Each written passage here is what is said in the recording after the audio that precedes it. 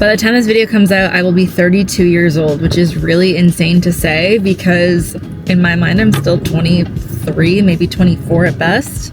So I want to take you along with me this week, birthday vlog, all of the things I'm doing to celebrate me because I'm a Leo and I do love to celebrate myself. And some of the lessons I've learned, especially in the past year, if not just over time, that I want to share with you as I'm sharing my 32 years of wisdom with you. So let's get into it. First and foremost, we are on our way to Beverly Hills right now. A lot of what I'm doing this week is self-care. I was like, what do I want to do? And with, I planned my bachelorette last year. My husband and I planned our wedding this year. I competed 3 times. I'm done planning things. We've had trips for other people's weddings and stuff. I'm over planning things. So I really did not plan anything for my birthday this year. And honestly, I'm okay with that. I'm so used to giving and doing and being so active. This year I want to reset my batteries a little bit and put energy back into myself. So yeah, teeth cleaning today plus teeth whitening. We have a couple other self-care things planned. Facial tomorrow, mani-pedi tomorrow, lymphatic. Bodywork I think is on Sunday. I'm also booked for a facial. I am going to get some sun this weekend because Leos need to charge our batteries in the sun. It's our ruling planet, and it's, August is the best month of the year. I have an IV booked for Sunday and channeling intention of what I want for the year ahead. I've been so bad about recording the past couple days. I was gonna do a cute little montage of everything, and honestly, probably not happening. So phase 1 of birthday week is complete. We're moving into phase 2. I got a fresh new set. Same as always, just no chrome and a little bit shorter. The house cleaners came yesterday, so I just have a fresh, house. A few weeks ago, we cleaned out a bunch of stuff. We moved stuff into storage. We got rid of a bunch of stuff, donated a bunch of things. I just feel like I'm ready for fresh energy. So I'm really excited. I feel very grateful going into this next year. I am at this weird age and I've hit a lot of the goals that I set for myself. And I get to essentially create a whole new life. Okay, welcome back to Cozy Couch Talk. This video is supposed to be a full recap of everything I did for my birthday. Got my teeth cleaned and whitened. I got a facial, I got mani-pedi, I got a Brazilian lymphatic, I had the house cleaners come. I had a really sick leg day and made my favorite Hulk pancake. It's a spinach pancake with cream of rice and everything. I know it seems silly, but I wasn't prepped for so long that having small luxuries like that feels amazing. I went out to dinner with my husband, had a nice birthday dinner, had a couple of drinks, and I got an IV. I think I missed 1 or 2 things, but this video was supposed to be a recap of all of that, showing you, bringing you with me and everything, and now it's not that. And honestly, I feel like I'm supposed to work out exactly that way. Somewhere along the way, I got caught up in just living the moment. I kept reminding myself, okay, I really should be recording this, or okay, I missed recording this, but I'll record this. And if you know me in real life, you know that I hold myself to such a high standard. I'm always working, even when I have a day off or a few hours off. Please be my witness, ask my husband, I don't relax. I'm not good at relaxing. If we're sitting watching a movie, I'm usually working on my phone, working on the iPad, editing something on the laptop, have my work laptop open. So I have a really hard time slowing down and really enjoying life.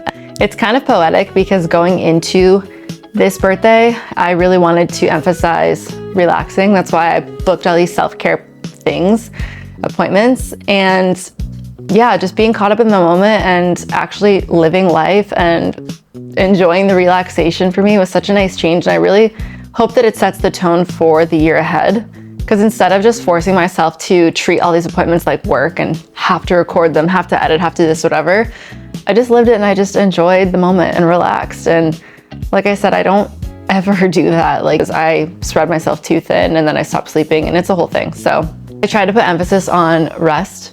So I did sleep in a little bit. Sleeping in for me is 6 o'clock, 6:30 in the morning, but it just was nice. I got to sleep a little bit more, spend some quality time at home, spend some extra quality time at the gym. And all my appointments were unhurried. Even actually, for some reason, there was no traffic in LA when I was going to my birthday dinner at Delilah, which was so fun. I just don't eat out ever because obviously I fucking in prep forever. But yeah, live music and everything there was really great. We did miss the burlesque dancers at Delilah, which is kind of sad because they start at 9 and I got the earliest reservation I could there because I like to go to bed early. But that being said, I got to come home and take a nice hot shower and get right into bed and sleep a full, I think I slept almost 9 hours or 10 hours, which I love to do every so often. But now I'm 32 years old and I entered 32 in the most relaxing way that I possibly could. So even though this video is supposed to be a fun little montage and all that good stuff, let it be a reminder to actually unplug and live your life every so often. But before I end this video, I want to impart some wisdom on you in my 32 years and some lessons that I've learned in my 10 years in California, since I did this month also hit my 10-year mark living in this beautiful state. Lesson 1, failing forward. Failing forward is a real skill, and I've fallen on my face so many times throughout these past 10 years, but especially in this past year. I stopped punishing myself for it and just started asking myself, okay, what is this teaching me? What can I learn from this? And how can I use that and apply it moving forward? Lesson 2, detach from the outcome but obsess over execution. This might be the biggest lesson that bodybuilding has taught me. You can control all of the things that you put into something, but you can never control the actual outcome. And frankly, if you obsess over the process, the outcome seems inevitable at some point regardless, but there's still some things that you won't always be able to control. Basically, I've learned to obsess over what's mine and release what is not. Number 3, trust the timing of your life. I used to compare my timeline to others nonstop. I always felt like I was behind. And in some ways, others might think I'm ahead, but comparison is the thief of joy. And just because you don't get something in the timeline that you've created for yourself and that you want for yourself doesn't mean that it's never going to happen. Delayed does not mean denied. Sometimes whatever you want requires you to take that extra time to become the person capable of having that desired outcome. Lesson number 4, the plan matters more than willpower. I've always been disciplined, but discipline without structure just means trying harder. Sometimes you need to try harder, you just need a better plan. Literally work smarter, not harder. Better if you're working smarter and harder. Next lesson, big outcomes are built through small decisions. Every outcome that you have, the person that you're creating, the life that you're building, a month from now, a year from now, 5 years from now, that is all a sum of the micro decisions that you are making right now. Every little micro decision is creating the version of yourself that you want to see in 5 years. Next up, your standards shape your life more than your goals do. Goals give you direction, but standards determine how you live your life every single day. Eventually you stop asking, do I feel motivated to do this? Instead of negotiating with yourself, you start just living to the standard that you've created for yourself, the value system that you have for yourself. If you run every decision that you make through that value system, you will end up living out your standards and your principles every single day. And that's when the discipline, the decisions that you make really becomes your identity. This one's my favorite, and this one's so true because I'm still learning it myself every single day, is that rest is not something you need to reward yourself with. Rest is a requirement. This truly is one that I struggle with. If you've known me for a long time, if you knew me 10 years ago, if you knew me 15 years ago, you would know that my motto always was, I'll sleep when I'm dead. And unfortunately, that has carried with me into my adult life a little bit, but that's a little bit harder with bodybuilding. So I do try to emphasize better sleep now, and my days look completely different. I feel like time stretches when you actually sleep a little bit. I schedule every part of my life, my meetings, my training, my posing, every little thing in my life is scheduled. I don't know why I didn't always treat sleep that way. Now I'm like, no, I actually need to treat recovery like with the respect that it deserves. It's just not something that you earn when you're completely depleted. Though I've done that to myself many times. It's a requirement that lets you keep performing optimally. Case in point, this entire video. Next lesson is that confidence is evidence accumulated over time. Confidence isn't just telling yourself that you're capable. It's having the receipts. Every hard thing that you've survived, every promise that you've kept yourself, no matter how big or small, is evidence. Eventually, if you've kept promises to yourself for so long, you start to trust yourself. And when you trust yourself, no matter what situation you get yourself into, you trust the person that's going to figure it out because you know that's you and you've built that trust with yourself. And on that same token, don't wait until you feel confident to start. When I was 21, I moved to California and I started law school. I had no idea what I was doing in my life. I moved 3,000 miles away from the East Coast and really just uprooted my whole life. And I'll tell you, at the time, I was more into social media then. I took a huge break and I'm obviously just getting back into it now, but I really wanted to start a YouTube channel and I didn't. For some reason, I just lacked the confidence in myself. I cared too much what people think. I just did not believe in myself enough. I don't know. I think it was like a lot of imposter syndrome being so young in law school. Most of my classmates were a little bit older than me. And I just come from undergrad, and again, comparing timelines of, oh, some of my friends are like already working and here I am back in school, and it was just a whole thing. And it took me 10 years to like muster up the duho of the confidence. It took me 10 years to grow up and just be like, who the hell cares? Let me just get on YouTube. The reality is that don't wait, because 10 years is gonna go by regardless. And frankly, no one cares whether you pursue your dreams or not, except for you. You will have supporters along the way, which is great, but if you don't pursue your dreams, you're the only one that really loses out. You can give yourself permission to be a beginner. I promise you, the first video you put out, speaking from experience, is not gonna be as good as the 100th video that you put out. You don't have to be an expert right away. You are allowed to try new things and experience new things and see where it takes you. Even if you are a beginner, you can still bet on yourself. Again, you build that trust with yourself, you keep the promises you make to yourself, and over time, the outcome becomes inevitable. Now, you can start fresh and rebuild whenever you want to. There's nothing really set in stone in life, to be honest. If you are 20 years old, 30 years old, 40 years old, 50 years old, there's no life sentence for you. You can literally pick up and start fresh and be someone that you always wanted to be. Nothing should be stopping you from living out those dreams. You shouldn't hold anything against yourself. The version of me at 31 that started YouTube finally is a different version of myself than my 21-year-old version that could have started YouTube.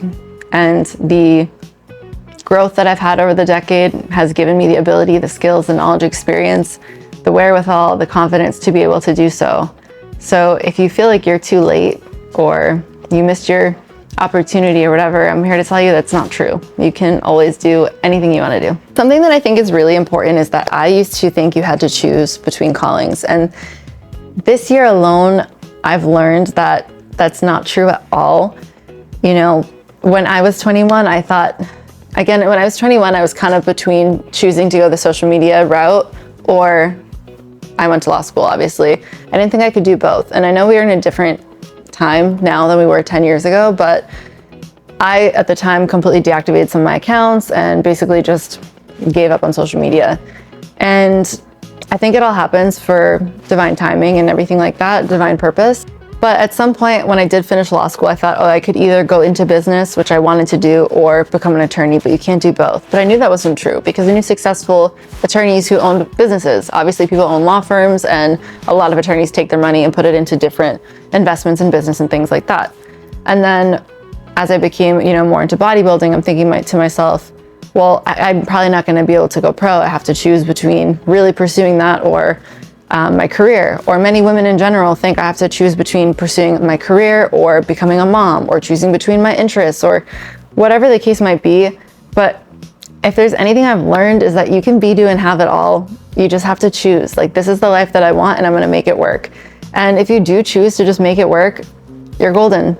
Nothing and no one can take that from you. On that same topic, I keep hearing this like, oh, pick a niche, pick a niche. That's like the word of social media right now. It's like, if you want to get into content creating, pick a niche and stick to it and whatever. And I'm here to tell you that I don't really believe in that, because I think that you don't ever have to pick being one thing. You can be multifaceted and multidimensional and so dynamic.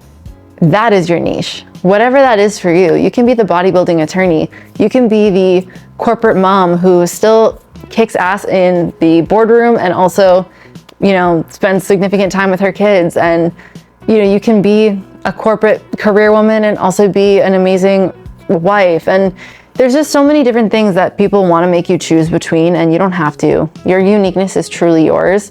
You are your own niche. You are on your own timeline. You're creating your own life. You're customizing your life. And I think that's really beautiful. You're allowed to outgrow old versions of yourself. Something that works for you one time doesn't mean it's going to work for you forever. And changing direction doesn't always mean giving up or that you're inconsistent. Sometimes it's just working smarter, not harder, like I mentioned, or just realizing that the direction you're going in doesn't matter, because direction is more important than speed. And lastly, there's always going to be a new mountain. When you spend years wanting something, working for it, and you finally get it, somehow becomes normal almost immediately. Happiness only exists at the peak of your mountain. You'll spend most of your life chasing those peaks and not truly being happy. Most of life happens during the climb. Yes, Miley Cyrus was right. It's the climb. Truly, the person that you become along the way, the challenges that you overcome, the relationship you build with yourself again, the relationship you build with a partner, because building your relationship with a partner or choosing your partner is so important for who you become in life. In my opinion, that person can either really help you evolve into the best version of yourself or hinder you from becoming that version. And you also could help yourself evolve or hinder yourself from becoming that version. So it's all about the climb. I know it sounds lame, but in the last 10 years, that's something I've truly learned, is to really enjoy every part of the process, the peaks, the valleys, the hillsides, everything. Self-trust isn't believing that you're gonna always make the right decision or that everything will go to plan, because Lord knows with life it won't. But it's knowing that when you're wrong or disappointed or forced to change direction, you're gonna figure out what to do next. I don't know exactly what this next year is gonna look like for me. I have a whole new chapter ahead of me, a whole new deck of cards being dealt in front of me. My first pro season, my first year as partner, my first year as Mrs. Leopard. A lot of things that I can't predict, but I don't think I need to anymore because I trust the person that's going to figure it out. If you made it this far in the video, thank you so much for joining me. Wherever you are in your journey, I hope you fall in love with the process and learn to trust yourself along the way. See you in the next one.